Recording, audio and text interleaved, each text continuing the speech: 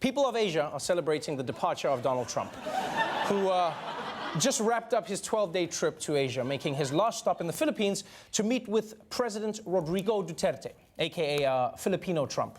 And since taking over office last year, Duterte has ordered the killing of thousands of his citizens without arrest or trial, under the guise of a drug crackdown.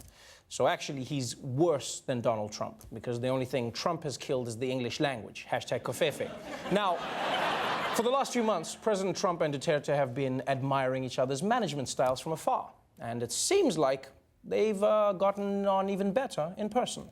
President Trump and Duterte seemed like the two leaders hit it off. They said that it was a warm and friendly meeting. They've been joking at the press. The president has been calling him by his first name. We've had a great relationship. This has been very successful. Duterte serenading the U.S. Commander-in-Chief with the lyrics, "You are the light in my world."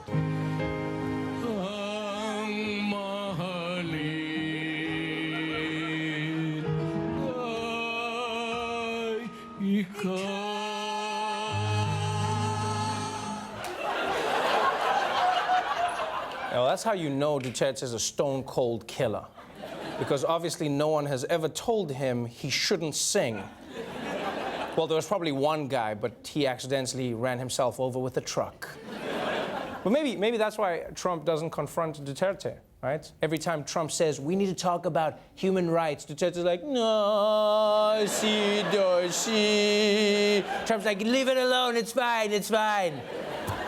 So that was the end of President Trump's first Asian trip.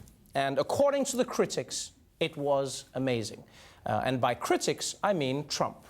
The way they've treated us, the respect that Japan and China and South Korea in particular, because we went there, it was red carpet like nobody, I think, has probably ever received. I've made a lot of friends at the highest level from the moment we walked off the plane and back onto the plane. Vietnam treated us incredibly, as did, the Philippines. We just could not have been treated nicer.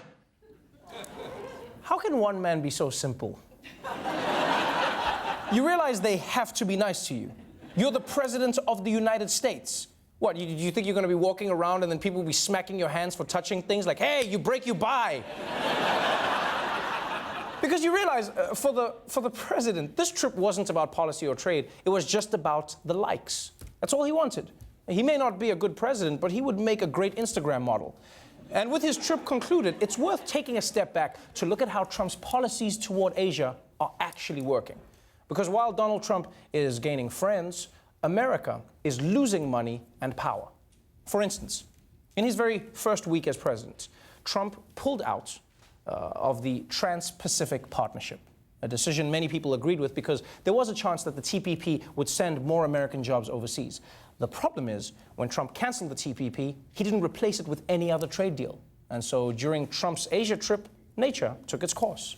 The remaining 11 countries in the TPP, as it's called, are heading toward an agreement, only without the U.S. This is roughly 1/6 of the global economy. We're not going to benefit, and this is also going to strengthen Chinese influence in the region. Again, we're the big loser. America is the big loser. You see, let me break it down like this. The TPP is a lot like TP, okay? Like, I'll tell you what happened to me with my roommate once.